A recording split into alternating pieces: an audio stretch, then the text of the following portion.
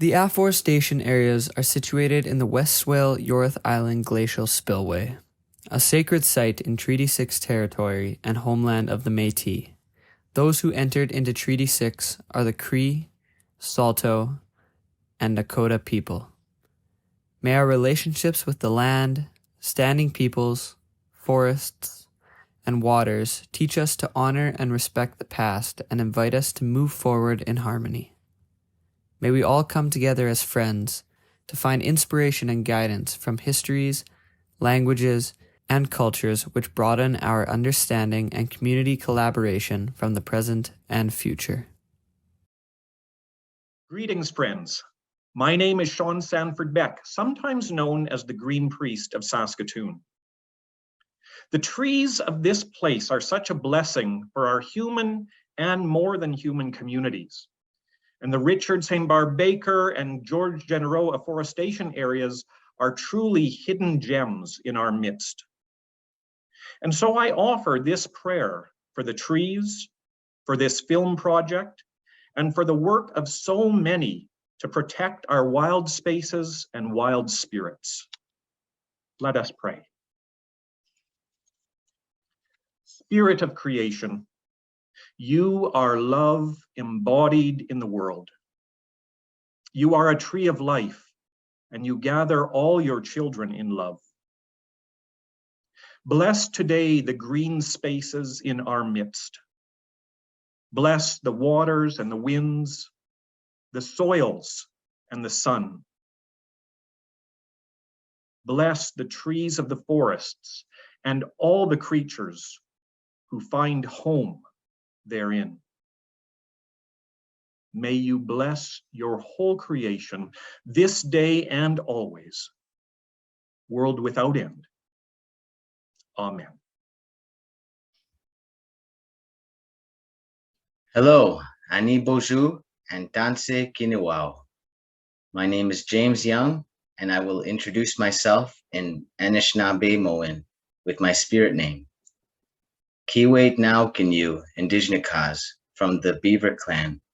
I'm a two-spirit Métis man with a clear vision for urban, green public spaces to develop harmoniously. I want to acknowledge Indigenous lands and the stewardship that respects all creation on Earth. The word Mia Sin Utta is a Cree word. It means beautiful, tranquil place here.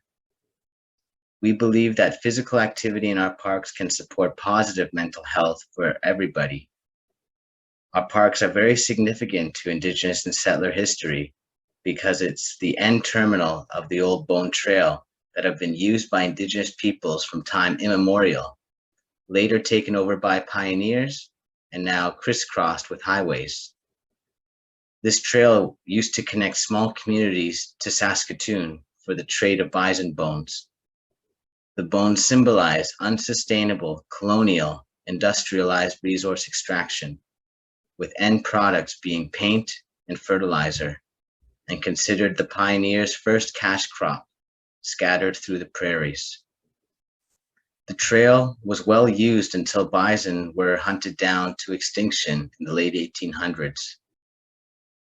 As a Métis man, I acknowledge my part of Métis buffalo hunters employed by the Hudson's Bay Company with their part in the extinction of wild bison in North America.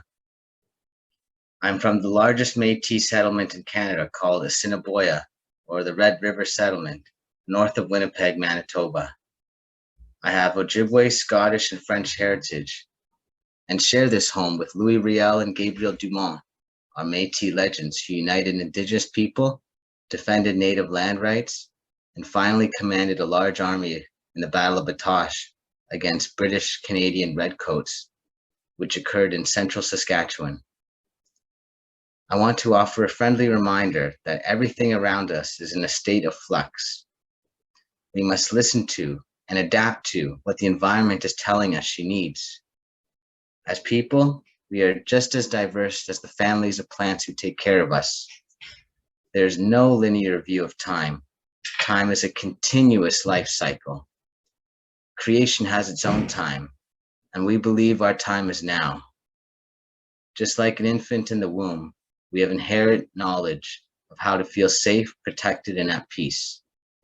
We must strive for a society based in ecology, contrary to detachment and objectivity. By committing to nature, it fosters deep inner consciousness of health, starting from self, expanding to the community, and now larger to society. As stewards of our park, the Friends of Afforestation are committed to reconciliation as a means of redefining our identities. And I'd like to leave on a quote from an unnamed chief. We do not inherit the earth from our ancestors. In fact, we borrow it from our next generation who must thrive in the conditions we left them. Chimigwech, big thank you. Merci beaucoup and kinanas komitin. And may favorable winds blow in your direction. Thank you. Hi, I'm Hilary Goff, City Councillor for Ward 2 in Saskatoon.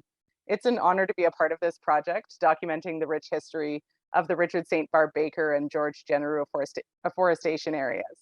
It was only a few years ago that I personally became aware of this treasure in our city, and ever since I've been so impressed by not only the natural beauty of this place, but the dedication that various members and groups in our community have to preserving these areas, celebrating them and inviting others to make use of them and enjoy them. And while we celebrate the forest and all that it provides, from the natural refuge and beauty to recreation, afforestation areas were hardly the first activities to take place in these sites.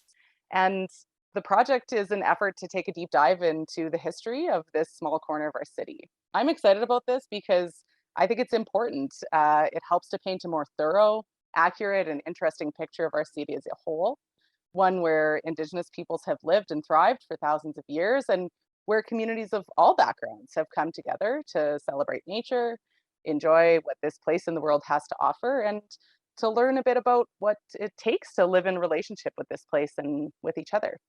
So on behalf of my colleagues on City Council and Mayor Charlie Clark, I want to first extend a thank you to everybody who has spent time volunteering and getting together around these areas to put together this project, and to really do the work to make sure that these afforestation areas are celebrated in our community, are preserved, and that we all have opportunities to learn about them.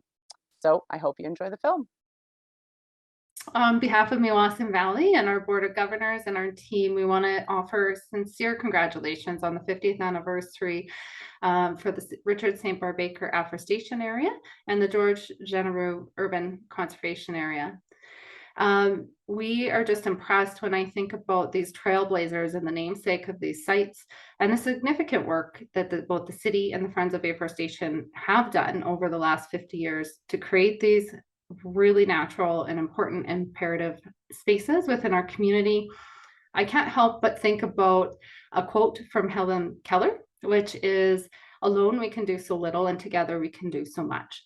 And Meewasin, along with Friends of Afforestation and the City of Saskatoon, really are working together for sustainable cities and to enhance life on land and life in the water through our efforts. And we're hoping that by bringing these greetings and really sharing the importance of community, municipalities, and other entities working together, that globally there'll be inspiration from anyone watching this video to get involved in their own local communities as we all work together in these global efforts to prevent or mitigate climate change. Hi, my name is Julie Adamson, Chair of the Friends of the Saskatoon Afforestation Areas. Trees and forests, meadows and wetlands are all nature-based solutions to climate action. Planting more trees is complemented by preserving and protecting existing green space, trees, and forests. This is but one method to take action locally on the United Nations Sustainable Development Goals, life below water, life on land, climate action, and good health and well-being. With support from our amazing donors, the City of Saskatoon, Government of Canada, and corporate sponsors, it has been rewarding to move forward on these United Nations SDGs, the United Nations Decade of Ecological Restoration, and the United Nations Decade on Indigenous languages. An invitation is extended to you to record your wildlife and nature observations on the free iNaturalist smartphone app. This makes a huge difference. Remember to photograph signs of life, including spider webs, seashells, feathers, scat, and tracks, as well as the pollinators, plants, mushrooms, insects, birds, and squirrels, and other wildlife you may see in the afforestation areas. Download the PDF educational packages and check out the online Prairie Forest Guide GPS app for interpretive stories about the afforestation areas for a self-guided tour. Please consider supporting or joining the Friends of the Saskatoon Afforestation Area, a nonprofit environmental charity. Thank you so much to Aspen Films, our director James Hay, those who supported this project behind the scenes, such as the friends and family of George Genereux, Detective Sergeant Bruce Gordon, and Richard St. Barbe Baker, the many archivists, librarians, and green groups, our membership, Reverend Sean Sanford Beck, Green Priest of Saskatoon, St. Andrew's College, along with all of our speakers and presenters who have come together to present the afforestation area story today. And to all the viewers, please come on out to the 326-acre Richard St. Barbe Baker Afforestation Area and the 148-acre George Genereux Urban Regional Park for a wonderful winter staycation day visit or to celebrate summer excursions in the forest. The trees would love to meet you. Thank you. Hi there. I'd like to introduce myself. My name is Sylvie Conkin. I'm a school administrative assistant, and I often see our classes go to various locations for their field trips.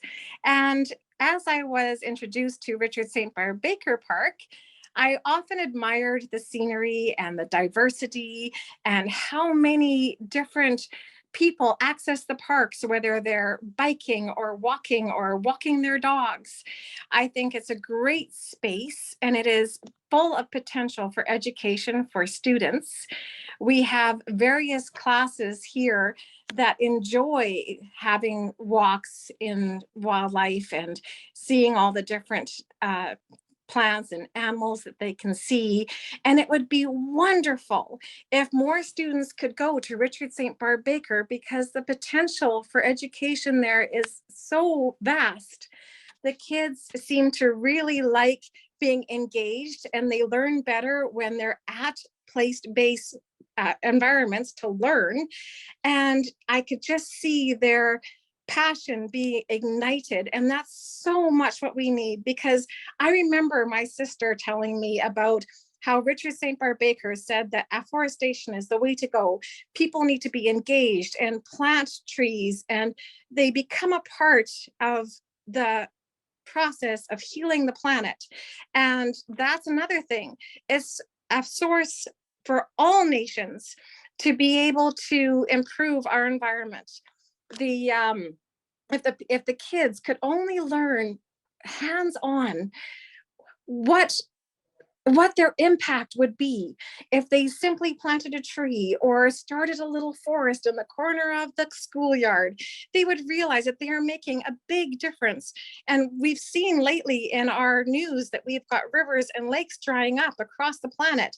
And Richard St. Barbe Baker said this would be the source to stop the rivers drying out. It would correct this, and we would see that our decisions are making a great impact once we start planting trees and engaging with nature. And it's such a peaceable, positive way to proceed, to be engaged.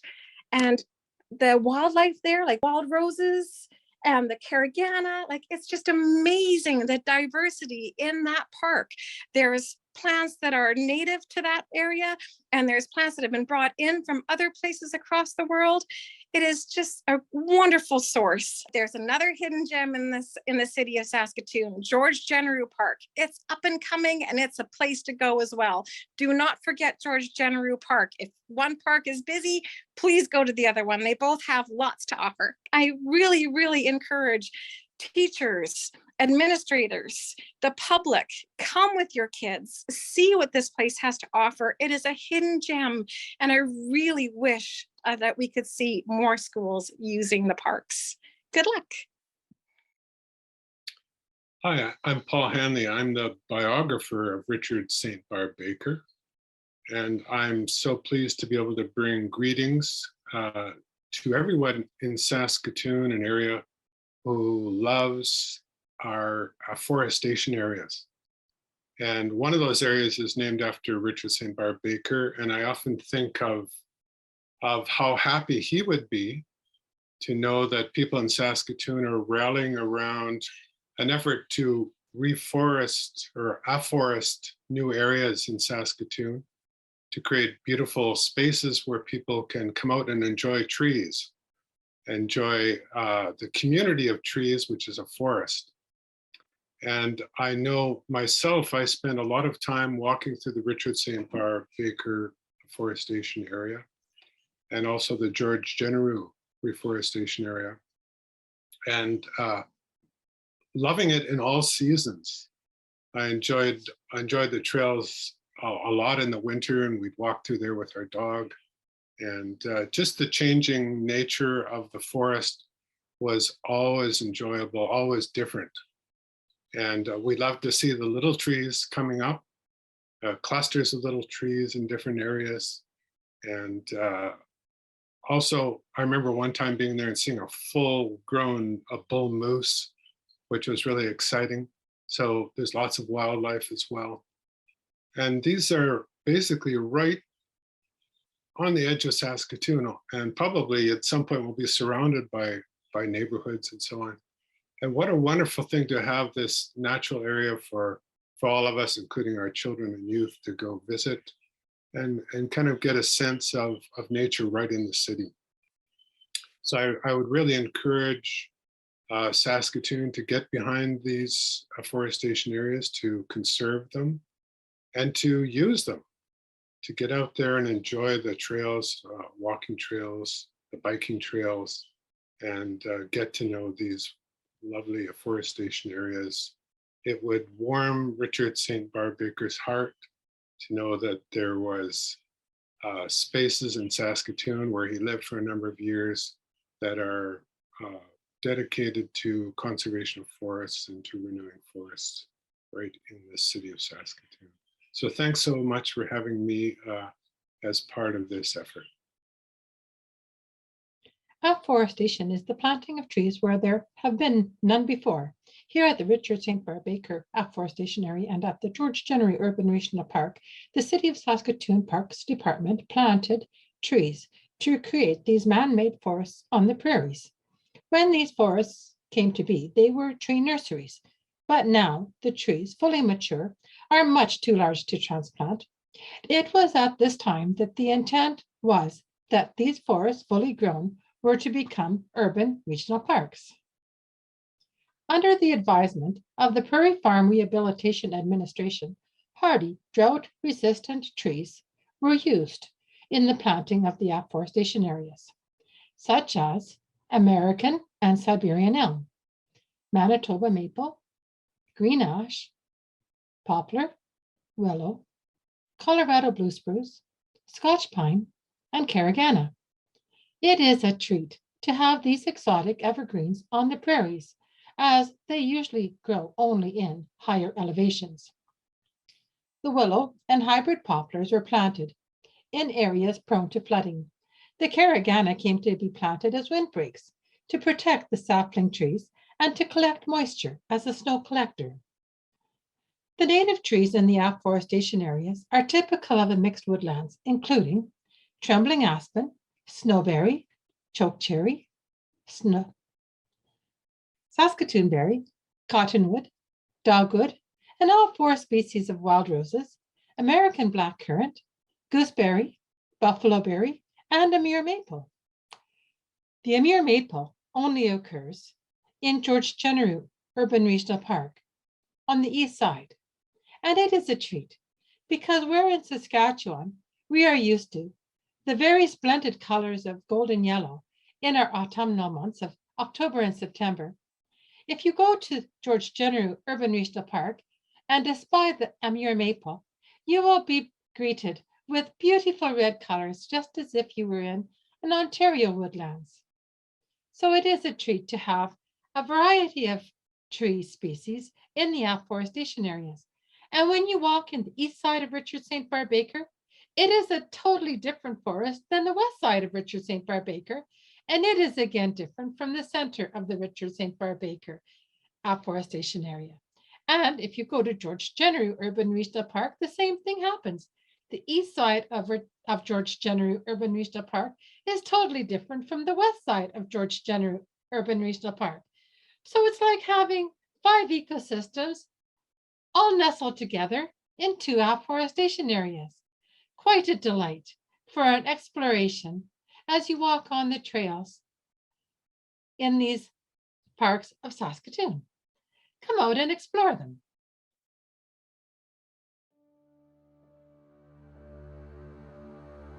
Protecting safe, organic forest spaces promotes biodiversity and ecosystems, enabling place-based learning now and into the future.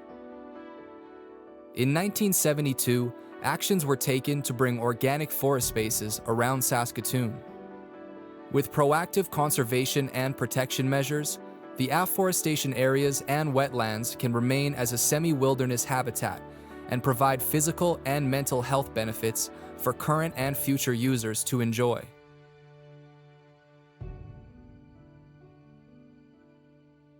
This is the story of the Wildwoods of Saskatoon.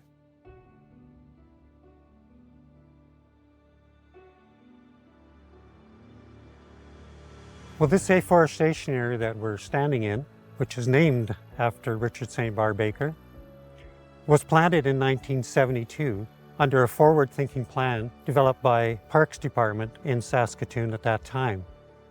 They thought that lands outside of the existing area of Saskatoon and the areas that would be needed for future subdivisions could be developed into a green belt. So the idea of green belts comes to us from England. It was an idea that was popular in the 1950s, and the idea was to build a hard perimeter around cities. And so it could be trees, could be green grass, native shrubbery, even maybe agriculture, but it was going to be a green space outside the city. So one could say that the beginnings of this actually goes back to 1960. The 60s were a time of expansion in Saskatoon, and 2 city planners, Bert Wellman and Bill Graham, working for the city planning department, were involved in looking at where a Circle Drive Parkway envisioned at that time would go. Bill Graham is the guy that stood up at a meeting and said, this is where we're going to build Circle Drive, drew a line around the city. And that's where we built Circle Drive. And so his idea, which came out in a plan in 1960, was that we're going to take a 250-yard strip all around the outside of Circle Drive, and that was going to be Saskatoon's green belt. And Bert Wellman walked the perimeter of Saskatoon looking for sites of scenic beauty, and that came to fruition in 1972 when this afforestation plan was approved and was implemented. They connected it with what was called the Green Survival Program. The Green Survival Program was started in 1970 by the American Nurserymen's Association, and the Canadian Nursery Trades Association also adopted it. And of course, 1970 was a big turning point in the affairs of the interest in environmental issues. People here in Saskatoon that were developing this program had heard about this Green Survival Program, and they adopted that as part of the umbrella term for what this tree planting afforestation program would look like. So they ordered 200,000 trees in that first planting year from the PFRA Tree Nursery, or since called the PFRA Shelter Belt Center, and planted 660 acres in total. This was the main site, and there was one site south of Baker Park. And they used a tractor-drawn tree planter, mechanical tree planter, where 2 people sit on either side of a shear that opens up a trench. They alternated what species they put in to the trench. The tree planter also went in kind of a weaving pattern, so it didn't look like a plantation. It looked more like a natural forest. And in fact, you can only discern that on air photos, that it's done in a weaving pattern. And when you're on the ground, you can't really tell and see that it's all rows. Unfortunately, the program didn't continue as original plan envisioned. They envisioned planting over 2,000 acres, it's somewhere near 2,500 acres. All we know is that the 660 acres were planted. Of that, we know that we have this area here, the Richard St. Barbe Baker Afforestation Area and the Genereux Urban Regional Park. Why does the immediate Saskatoon area, and especially around the afforestation areas, look like they do today? I think the story begins probably about 70,000 years ago with the advance of the Wisconsin Glacier. Initially, when glaciers melt, they create a lot of meltwater, and the entire Saskatoon region was underneath something called Glacial Lake Saskatoon. Once that glacial lake drained through various spillways, then of course that water is gone, and we're left with a post-glacial lake environment. Once the glacial lake had receded, the deltas that were formed by these rivers, dumping their load at the mouth, end up being large sandhills. Both of the afforestation areas are up on the uplands. They're now down on the floodplain. They're not near the river channel, so they are higher up. St. Barbe Baker has a lot of unusual trees, so it is a real gem. It's a magical place, needs preservation. St. Barbe Baker Reserve was once part of the Old Bone Trail, and that ran from Saskatoon in a southwesterly direction towards Rosetown. And it's the trail that homesteaders used in the early 20th century. In the early 1900s, Saskatchewan was advertised as the last best west. When the settlers come and travel along that Old Bone Trail, the bison are gone, you've got the remnants of these great herds, and it's kind of an exclamation point finding these bones along the trail about one of the great tragedies in terms of what happened to the bison herds, how this once great animal that numbered in the millions is now gone, reduced the bones that are being sold to American companies to make fertilizer. One of the great myths of Western Canadian history is that the bison were wiped out by white hunters shooting from trains. And there's a problem with that story. The CPR didn't build westward across Winnipeg until 1881, 1882. And yet the bison were gone effectively from this region by 1879. So there's a disconnect between the building the railway and when the bison disappeared. And what's essentially happened is that they've taken an American story, shooting by white hunters from trains, and transferred it north and applied it to the Canadian situation. It doesn't fit here. What actually happened in the early 20th century, the major economic activity in this region, dominated by white traders, was the fur trade. And you had fur trade posts across the Northwest, including present-day Saskatchewan. And these fur trade posts were populated by people that ran the post and made sure operations proceeded smoothly. They didn't have time to hunt, so they depended on pemmican. Pemmican was dried, pounded bison meat, mixed with grease, sometimes added with the berries, and it was a kind of superfood because it packed a caloric punch, great energy, and it could last for years. First Nations leaders talked about the bison and the need to preserve them. And the Canadian government, to its credit, does do something. In March of 1877, they introduced an ordinance called the Bison Protection Ordinance in March of 1877.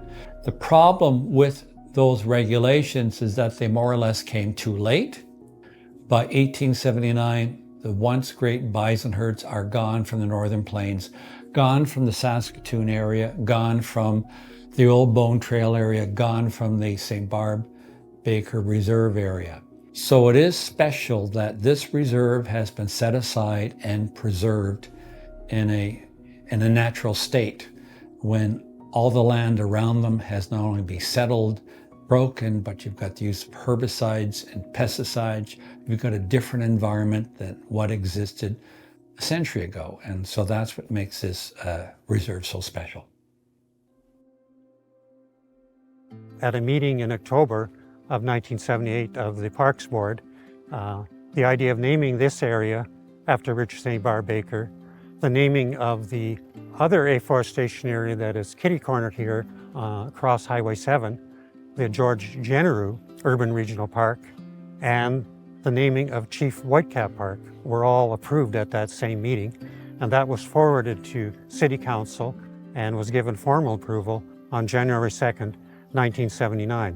At the 1952 Summer Olympic Games, George Genereux took home Canada's only gold medal at age 17 and was Canada's youngest Olympic champion, a record held until 2016. He was later inducted into multiple sports halls of fame and became a professor and radiologist later in life.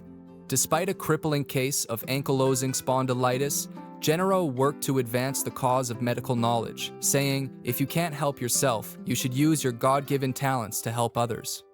Richard St. Barbe Baker, who I call St. Barbe as his friends did, he had grown up on a farm his father had a tree nursery, and in the large wooded area nearby, St. Barbe had ventured into these woods at an age of 5 and had a sense of the numinous of the spirit in nature and felt this deep connection to nature at that time, and developed this sense of deep vision, I guess, about the importance of trees and forests to the global environment and the importance of reconnecting humanity with nature.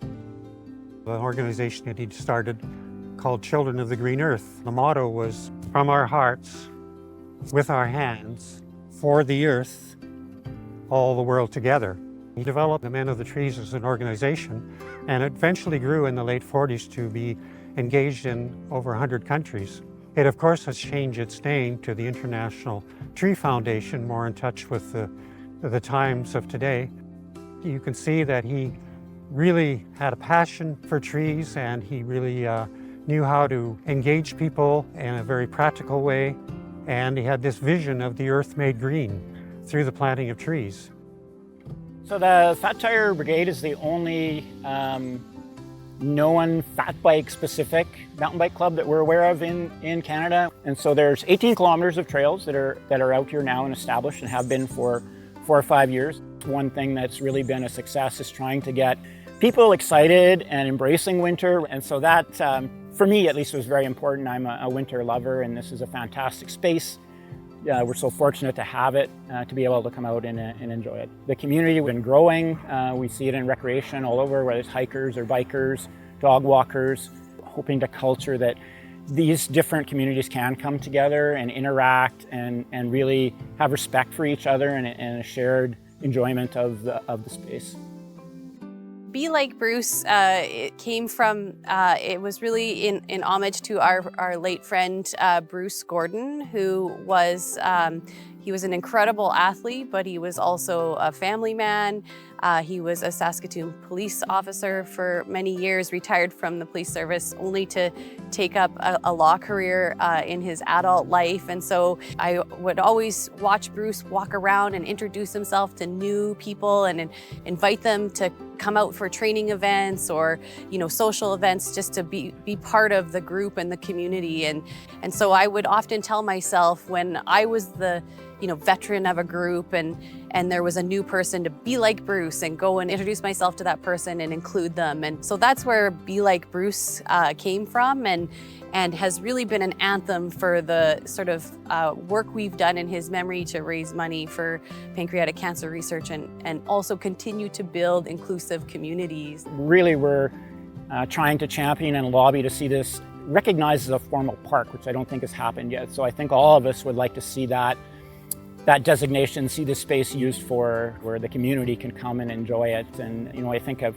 many cities that would turn themselves inside out to have a space like this right on the edge of the city. So just trying to keep the space as pristine as we can and letting people enjoy it. Benjamin Thomas Chappell, Saskatchewan CNR superintendent, was a city builder who supported the fledgling pioneer days of the Saskatoon exhibition, which now attracts 1.6 million people. The Friends of Saskatoon Afforestation Areas invite you to be a Saskatoon city builder committed to the conservation and protection of the Chapel Marsh wetlands, forests, and grasslands. Green infrastructures, which, if protected, provide a wide array of benefits to people and wildlife. The areas are excellent places to study regeneration, ecological succession, geology, and First Nations history. The West Swale wetlands are a remnant of the Yorath Island spillway, and this influenced its flora and fauna and Paleo-Indian activity. In these forests, the past meets the present and future. The rich geological, historical, natural, and cultural heritage of the areas honors where we have been. Science, conservation, and hands-on learning about the land, the environment, and sustainability ensure our future. We therefore honor those who were here before us, who called this place home, and protect these places for those who come after us.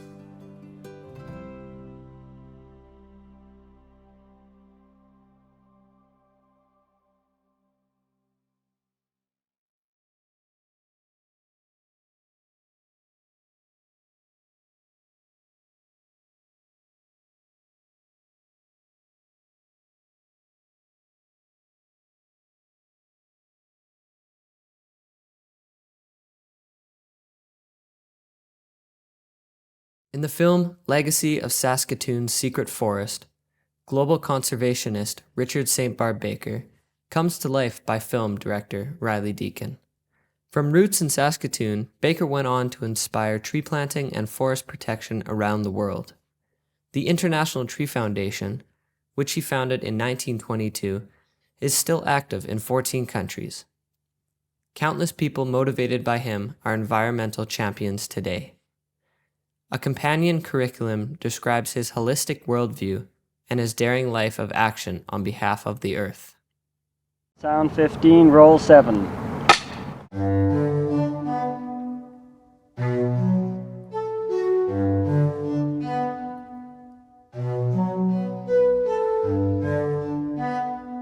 On the outskirts of Saskatoon lies a 326-acre forest called the Richard St. Barbe Baker Afforestation Area.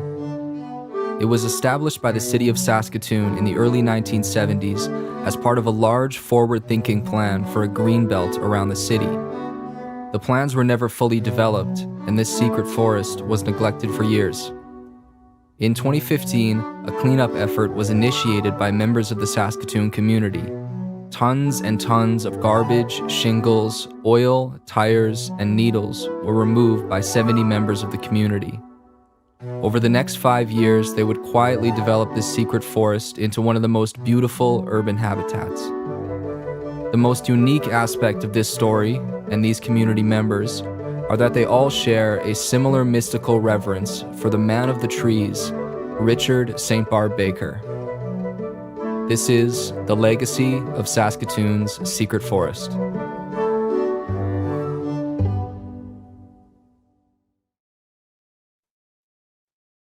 Thank you for being with us tonight.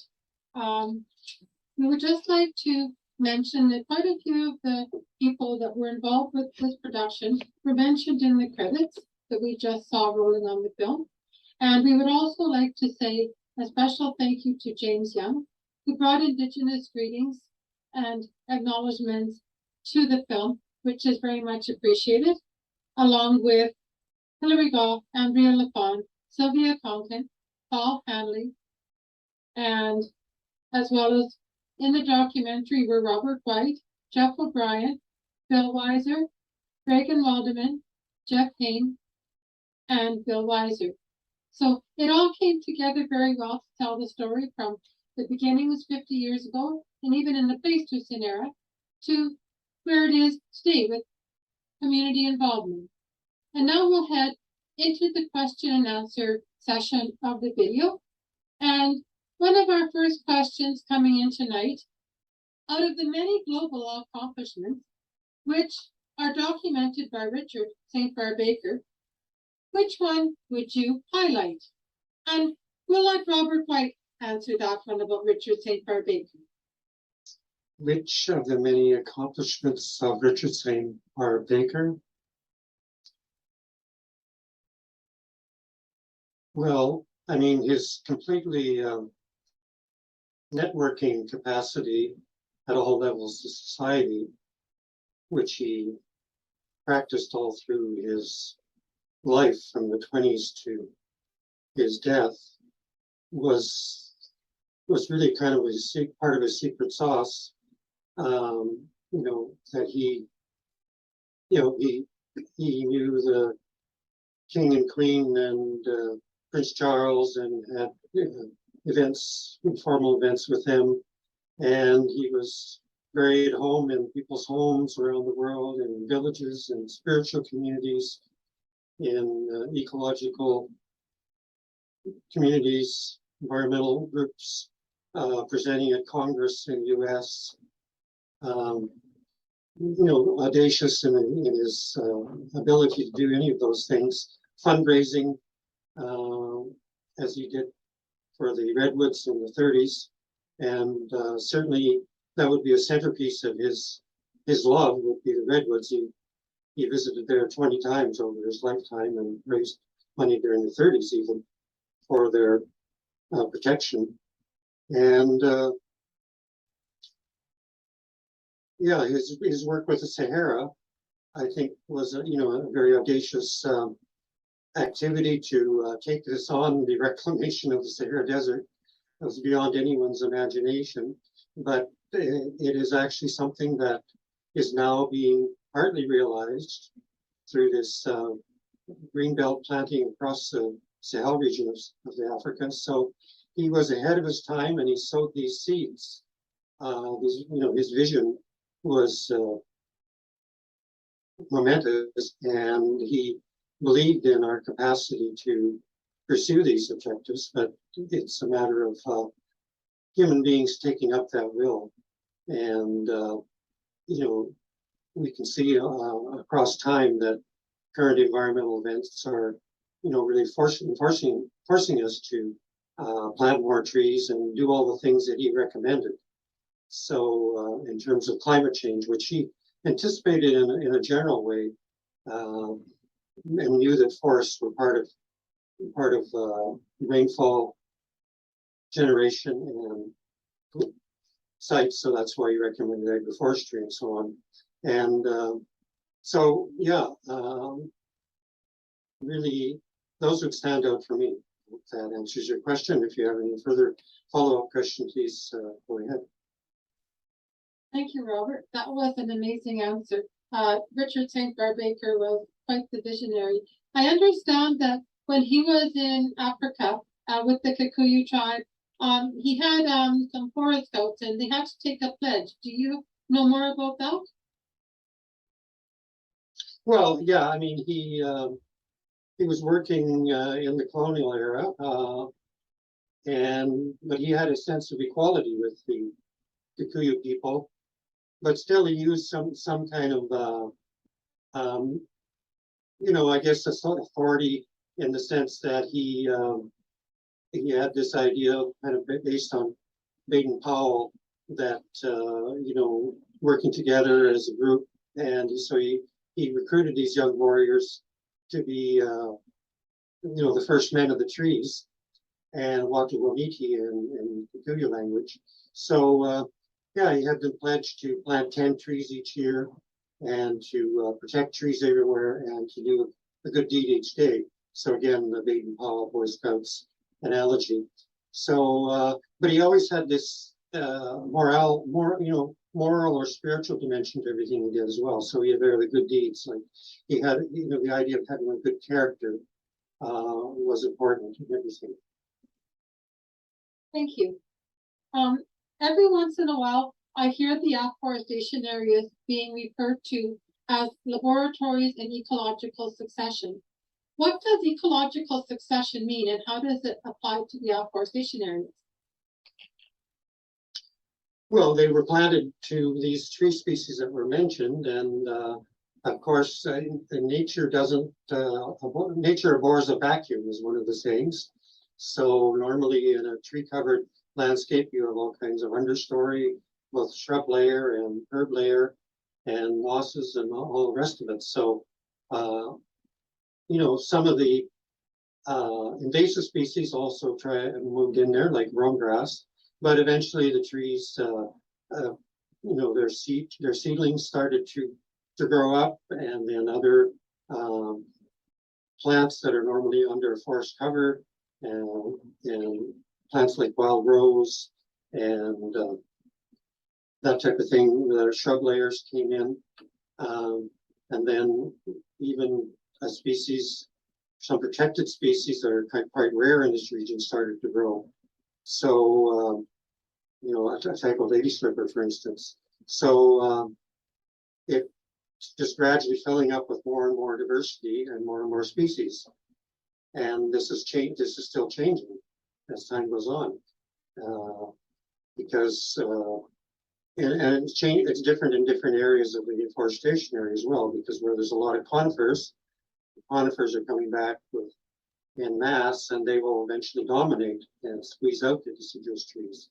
But where there's the only deciduous trees, the succession path will be different. Thank you.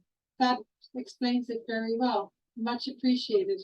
And you even answered another question that was in about the baby spruce trees and what might happen with them out in the afforestation areas.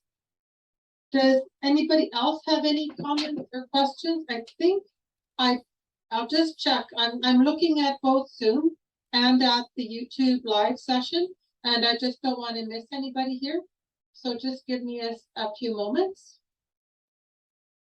So speaking of Richard St. Barbe Baker, does everybody know that there is the other film we did a year ago that focuses on Richard St. Barbe Baker, and it's also on YouTube.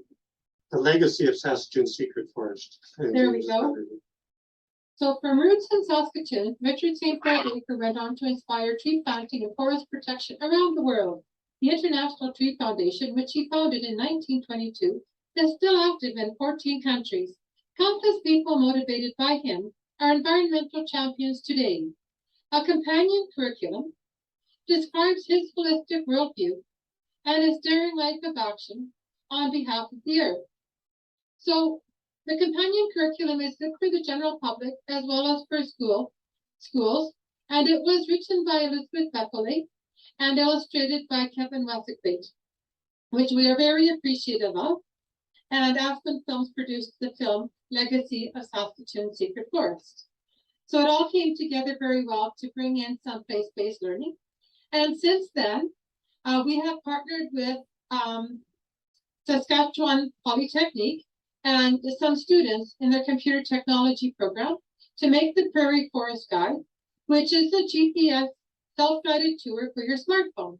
So you just have to type into your smartphone browser pfg.friendsareas.ca, and as you walk along, you'll be a little white and blue dot on the screen. And as you come to an interpretive sign, it will light up and you can click on it for an interpretive story as you're going through the afforestation area. Just to note about the Legacy of Saskatoon's Secret Forest, it's also a film that's about 14 minutes long, but at the launch we had people from Australia, USA, and England, and European continent that all were either worked with St. Barbe Baker or were inspired by him, and gone on to do, be conservation leaders in their own right. And they were all gave little segments of it in their interviews, and then we had a live question and answer after with myself and Hugh Locke, who is the executor of Richard St. Barb's estate. And so it's got a lot of interesting information and background information, stories about St. Barbe and his way of doing things, as well as the footage in the film from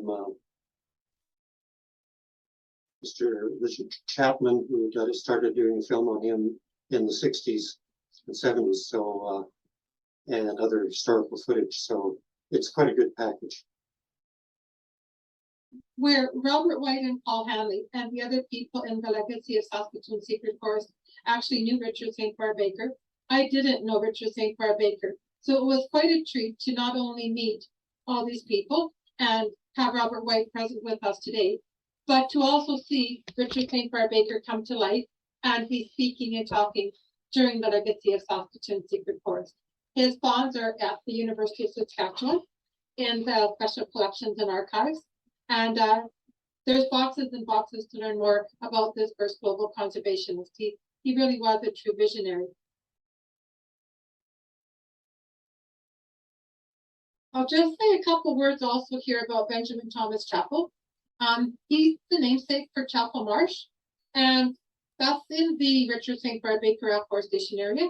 And Benjamin Thomas Chapel was the CNR superintendent for Saskatchewan, and as such, he was able to help the Saskatoon Prairie Land Exhibition one year by helping them out with use of the roundhouse. That was part of the CNR, sort of where River Landing is right now. And a roundhouse is how the train engine would turn around to go from driving north to south. And there was the one time where the Prairie Land Exhibition could use this facility for the fair. And then he also accommodated people from out of town to come into Saskatoon for the exhibition.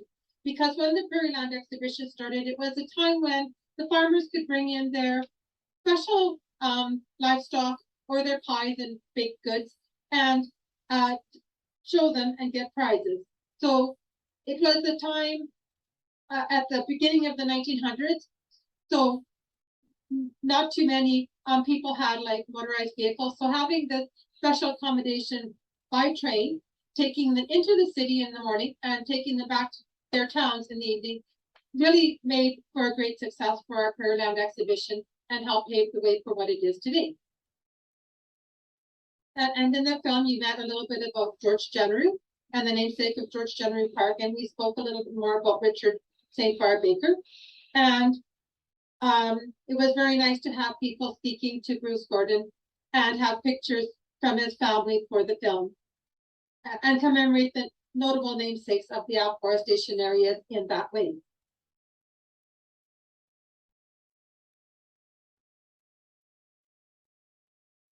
We do have another question coming in. What is Richard St. Barbe Baker's connection to Saskatoon? Does he have a historical connection to our city? Yeah, he has many connections.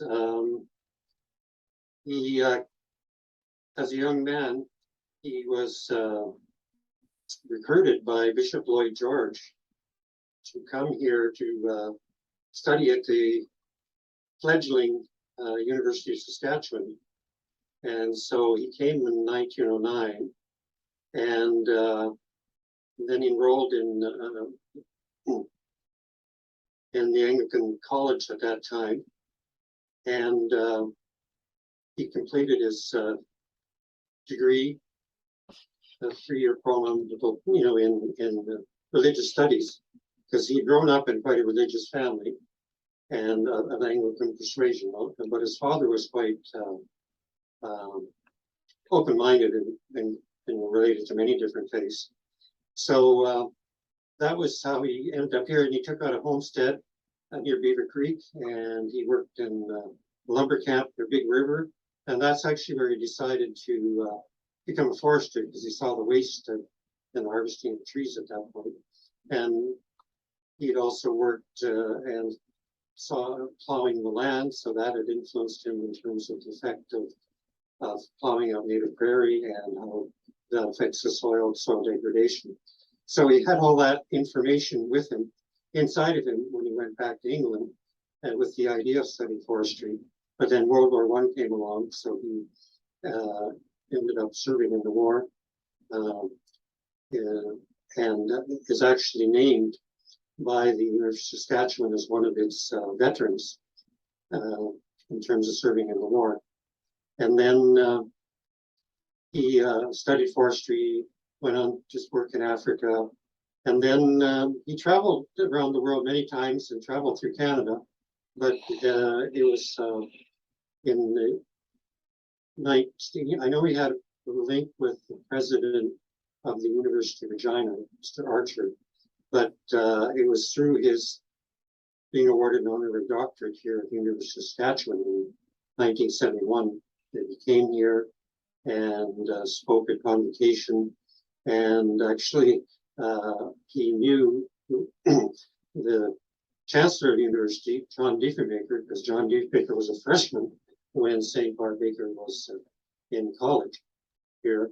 So he had initiated John Diefenbaker, and they had a lifelong friendship. And then I guess they both broke out at the convocation in the University Yell from back in the day. And so after that, St. Barbe Baker had a friendship with Dr. John Spinks, who was the president of the university at that time. And he visited Saskatoon times after 1971 into the 1980s. I think 3 times he visited, and also some footage was shot for the film here that was Christopher Chapman was going to do.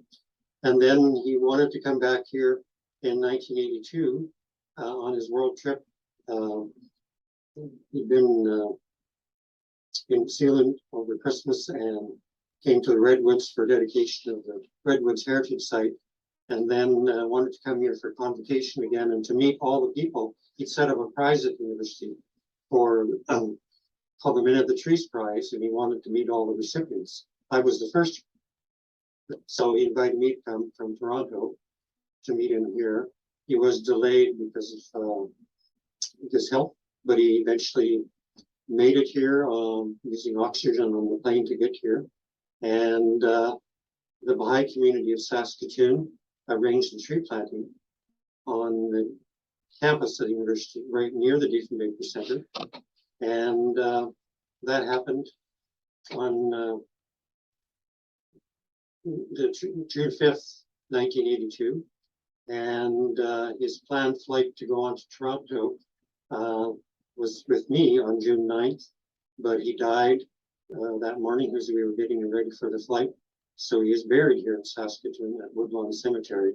He was a Baha'i, and that precludes being transported more than an hour away from the place of death. So he was a world citizen, but he made a heroic effort to come back to Saskatoon many times, and especially on his last time, and to be buried here. So there's some significance in that, I think, in that his archives are here, he's buried here, his last tree is planted here, and it stands by the Diefenbaker Center, close to where John Diefenbaker and all of Diefenbaker are buried. So there's quite a lot of synchronicity in all that. Thank you. That's good to know.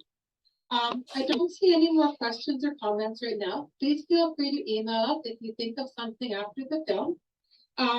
We wish to thank everyone for joining us tonight, and have a great evening, and please enjoy the afforestation areas. They're just on the southwest edge of town, just by the CNR Chapel Yards and by the Civic Operations Center and Bus Barns and Cedarville Estates. So come on out. The trees would like to meet you. Good night, Fred. Good night. Richard, St. Barbe Baker Afforestation Area, and George Genereux Urban Regional Park location. The Legacy of Saskatoon Secret Forest, now on YouTube.